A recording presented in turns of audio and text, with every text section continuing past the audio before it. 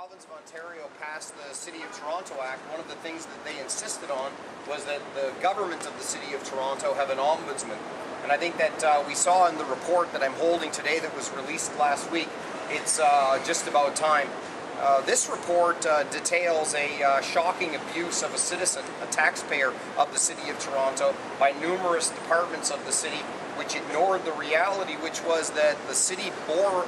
responsibility for sewage repeatedly backing up into this individual's basement. Now, we could all imagine the circumstances, perhaps we don't want to, of what it would be like to have sewage repeatedly backing up into your basement. But what's even more shocking is that as this individual, taxpayer, constituent of the City of Toronto became more and more frustrated, they were basically put on a crank list, the no-call list, the person who was to be avoided as they sought appropriate response and justice from city officials. This person was forced to deal with a variety of shocking circumstances, from the shrug of the shoulders to the not my job to the shocking situation where it took 2 years for one city department to find an appropriate contact within another part of the city entities. The point of the matter is that we have a situation today in the City of Toronto where the tail is wagging the dog, where the thousands of people who are public servants seem to have been led astray and are not fulfilling their responsibilities to serve the public.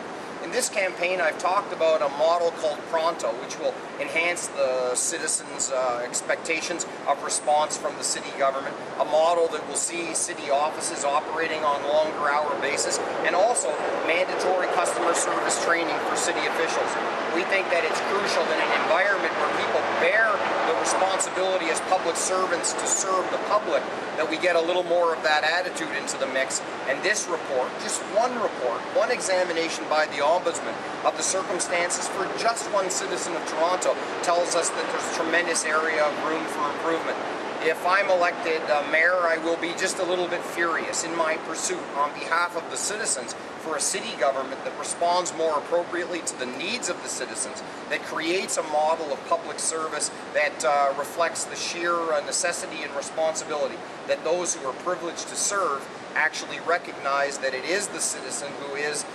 the custodian of the city, and accordingly has a much greater expectation of being able to be supported appropriately by public services. This report is a shocking examination of the abuse that is possible when a civic government decides to shrug its shoulders when one citizen cries out and says, the circumstances with sewage being backed up into my basement is not sustainable, and regrettably over years their cries for help were ignored, and in fact they were put on a list of cranks to be avoided rather than anyone stepping up to the plate and saying, it is my job to try and help. There's a lot of room for improvement at Toronto City Hall, and if I'm elected mayor, I intend to lead those kind of improvements, and if the civic government can't get its head around its responsibilities, then heads will roll. I'd be happy to take any